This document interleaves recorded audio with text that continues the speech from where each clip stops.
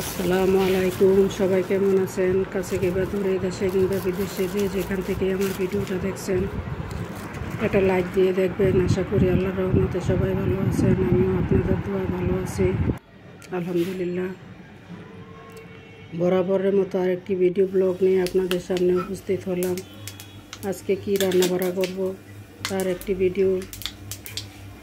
সবজি কিনে নিয়ে আসছি, ফুলকপি, সিম, গাজর, এগুলি কেটে ভাজি করব আর মুরগি রান্না করব।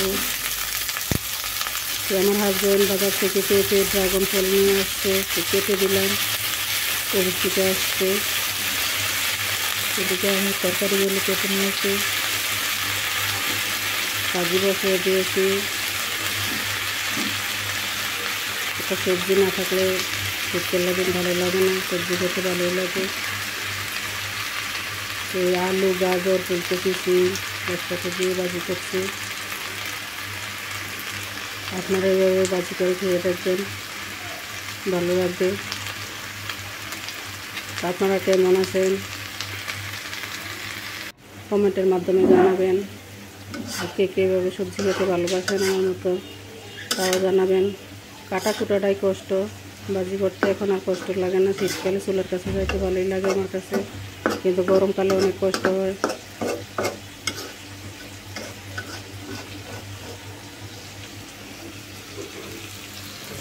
যে মুরগিও কেটে কুটে দিয়ে নিয়েছি, মশলা কষাইতে দিয়ে দিয়েছি। 3:30টায় কোন বাজে কটা?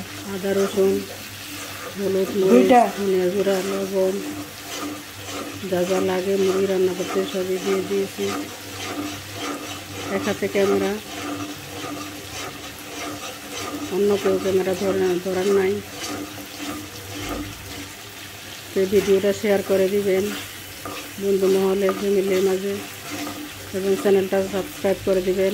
অলরেডি যারা করে দিয়েছেন তাদেরকে অসংখ্য অসংখ্য ধন্যবাদ, আর যারা করেন নাই তারা করে দিবেন। আপনাদের সহযোগিতায় আমি এগিয়ে যাব।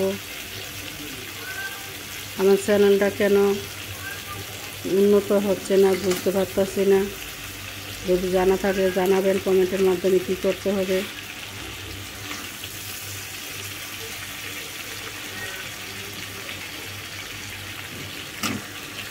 মাঝে দিয়ে 2 দিন ভিডিও দেই নাই, রান্না বাড়া ঠিকই করছি, দেই নাই, শরীর অসুস্থ ছিল, এই জন্য ভিডিও দেই নাই। আজকে ভাবলাম একটা ভিডিও দেই। ভিডিও না দিলে আবার চ্যানেল ডাউন হয়ে যায়।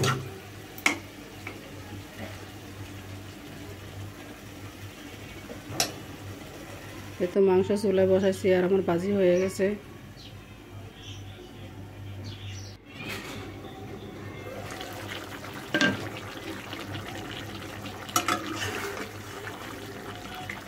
দেশের যে পরিস্থিতি, এক তরকারি একবার খাওয়াই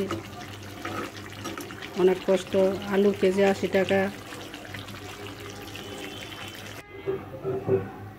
যে আলু 10 টাকা 15 টাকা কেজি আসছিল। গরিব মানুষ যে ভর্তা বানিয়ে খাইবে সেই তো কি কখনো নাই। দেশের সরকার নাই, মা বাপ নাই, সব কিছুরই উদ্যোগতি।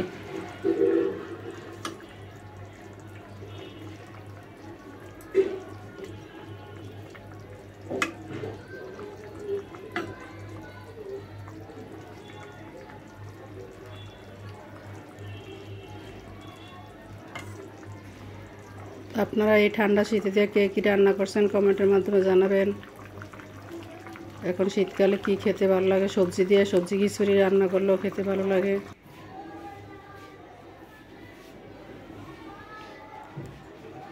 তারপরে আমার হাজব্যান্ডকে ভাত খেতে দিলাম, উনি ভাজি দিয়ে ভাত খাচ্ছে।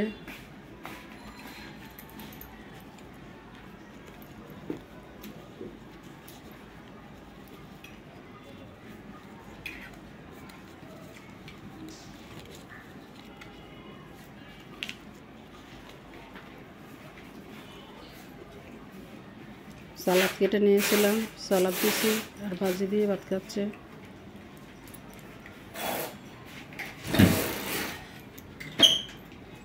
ছেলেমেয়েরা কেউ এখনও খায় নাই, সবাই নাস্তা করছে দেরি করে। ছোটো মেয়ে পরীক্ষা দিয়ে আসছে 1টার দিকে, তারপর আবার প্রাইভেট আছে, প্রাইভেট পড়তে যাইবে। তো আসসালামু আলাইকুম, সবাই ভালো থাকবেন, এখানে বিদায় নিচ্ছি।